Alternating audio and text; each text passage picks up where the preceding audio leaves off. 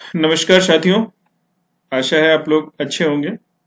आज अब हमको एक महत्वपूर्ण जानकारी देने के लिए आए हैं कि अगर आपका एग्जाम 3 जनवरी से लेकर 17 जनवरी के बीच में है और आपने इससे पहले कभी कंप्यूटर पे बैठ के ऑनलाइन एग्जाम नहीं दिया तो ये वीडियो आपके लिए बहुत इंपॉर्टेंट हो सकता है।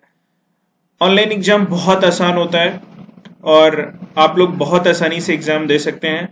आपको क्या करना है, seated.nic.in लॉग इन करना है। गूगल गूगल ओपन कर लेना है। गूगल के ब्राउजर पे seated.nic.in करना है। ये देखिए वेबसाइट खुल गई। ये सीटेट की वेबसाइट है। यहाँ पे देखिए मॉक टेस्ट का ऑप्शन आ रहा है। मॉक टेस्ट का ऑप्शन आ गया, यहाँ पे आपको क्लिक कर देना है। ठीक है, यहाँ पे आपको क्लिक कर देना है। यूजर नेम पासवर्ड, जैसे आपके एग्जाम में यूजर नेम पासवर्ड आएगा वैसे यहाँ भी यूजर नेम पासवर्ड ऑलरेडी पहले से भरा होगा।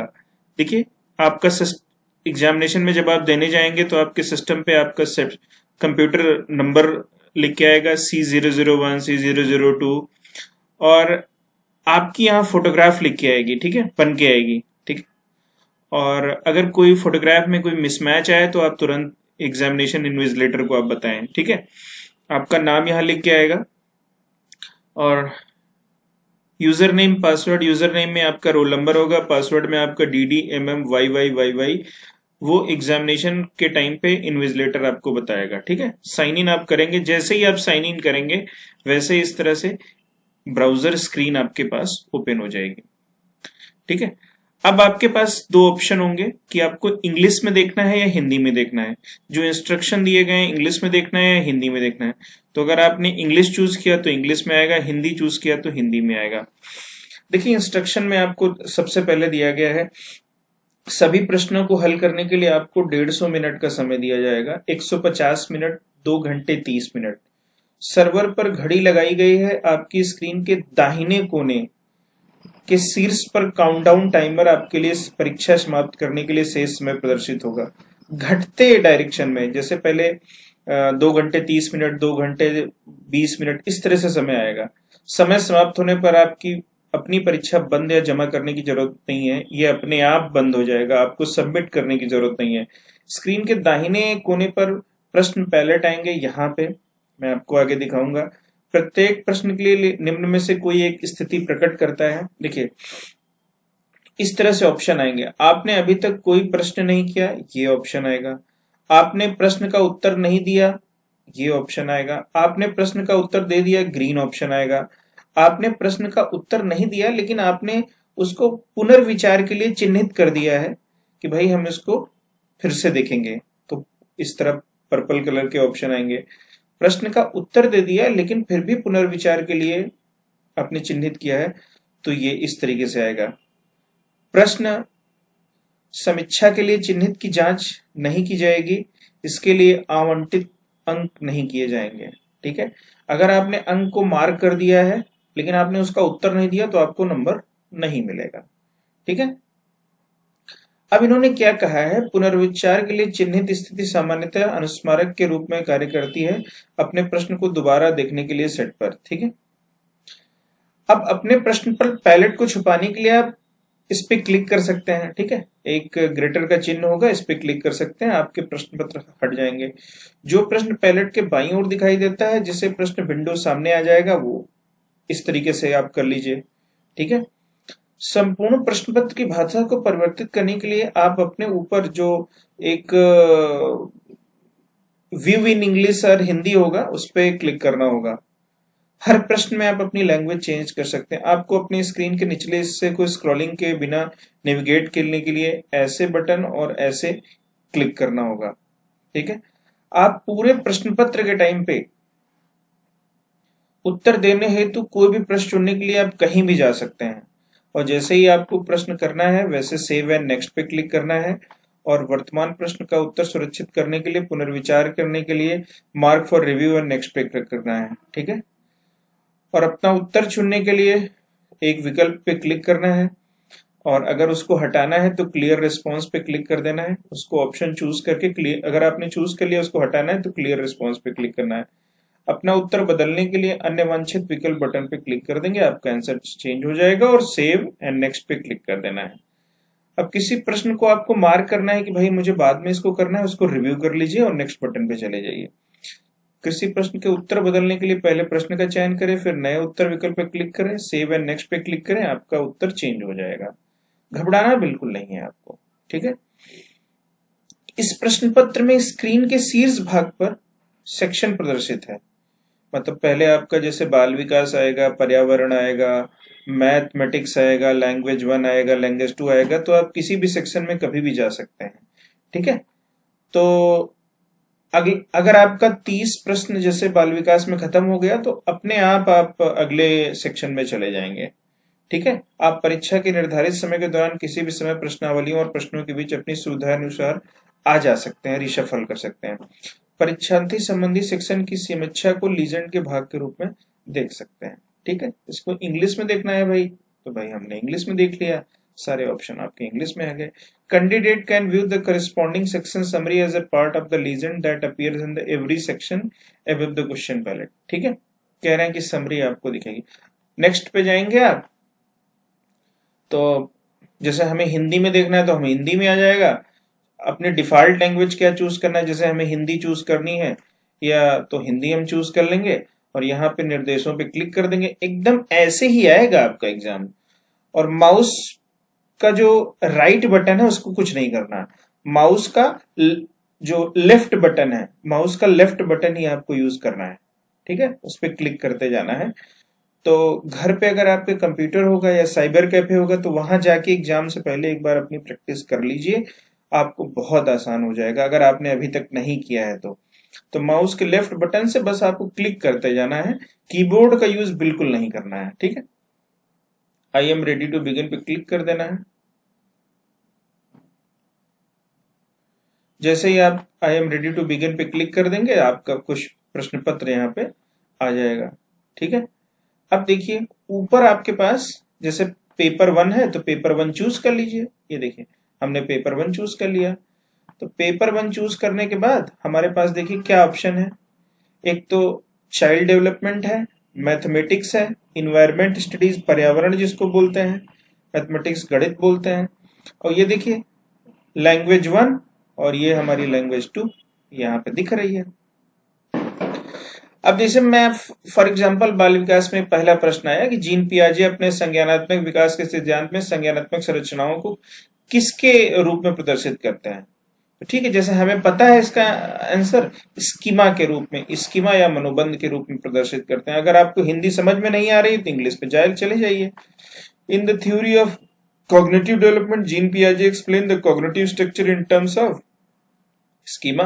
भाई हमने लगा दिया स्कीमा, और जैसे ही आपने आंसर लगाया आपको हिंदी में जाना, हिंदी में चले जाइए, ठीक है। हमने हिंदी में लगा दिया, सेव कर दिया और नेक्स्ट पे चले जाइए। देखिए जैसे ही हमने प्रश्न कर लिया हम चले गए।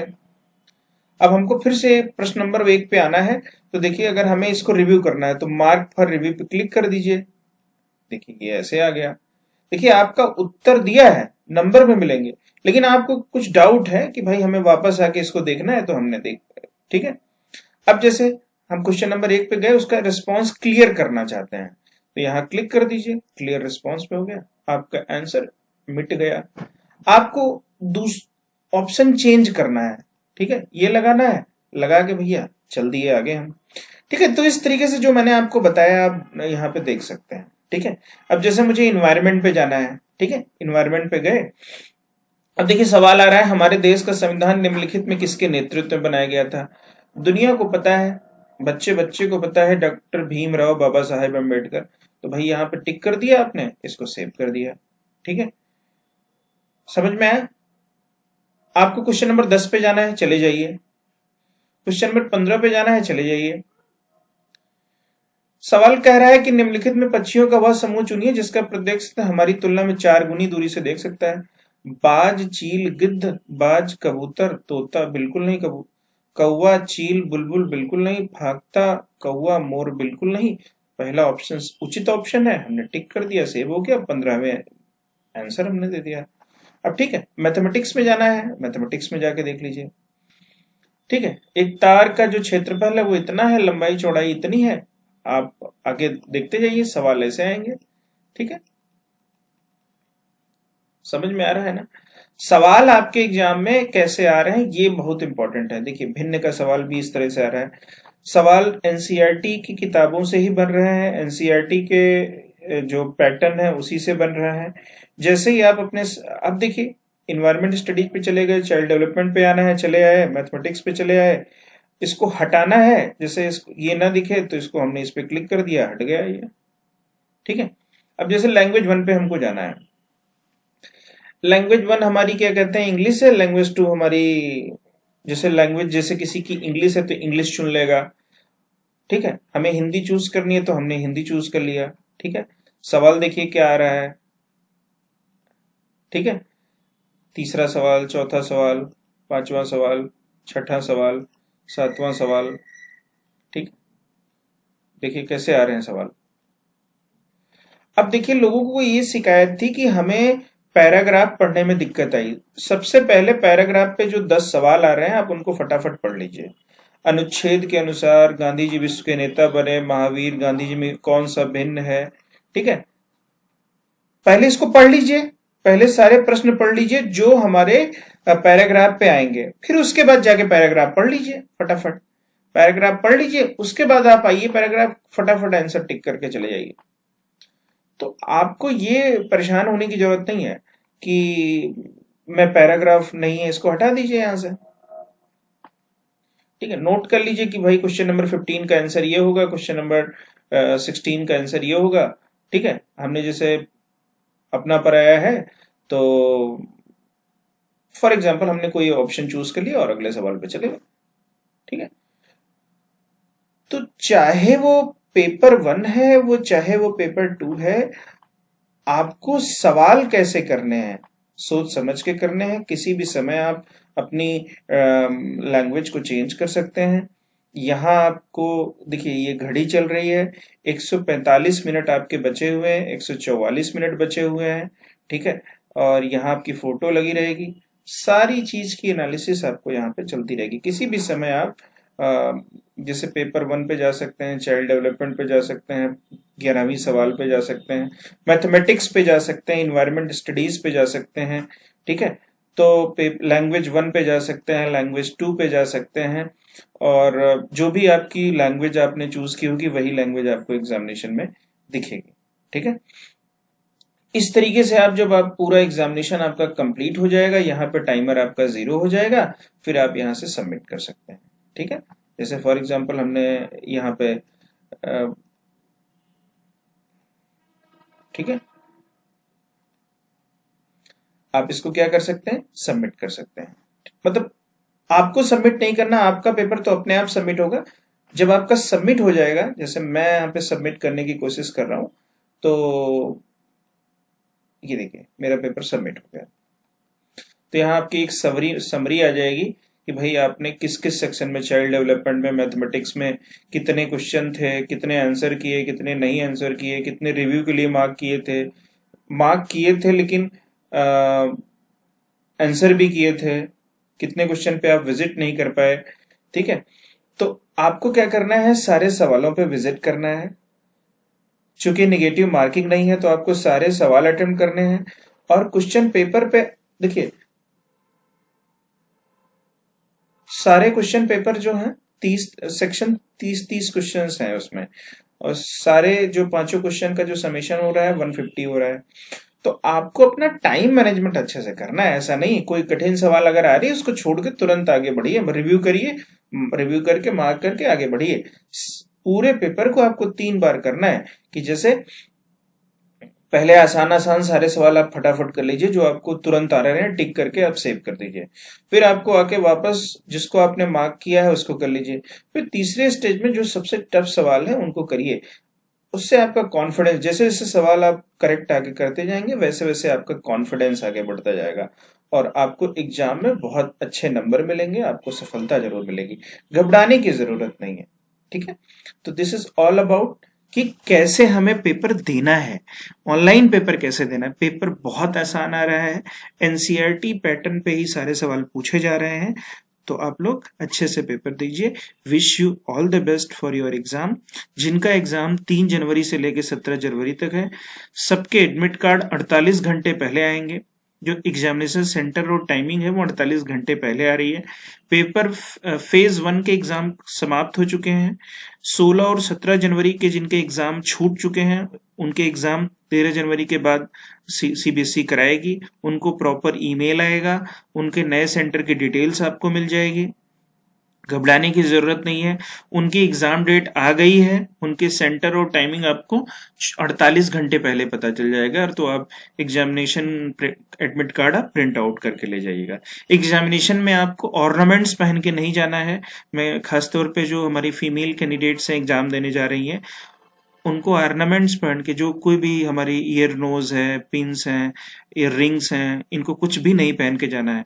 वहां आपकी सेफ्टी का कोई ध्यान रखने वाला है, तो बेहतर यही रहेगा कि आप लोग मत पहन के जाइए। ठीक है, again wish you all the best and do your best.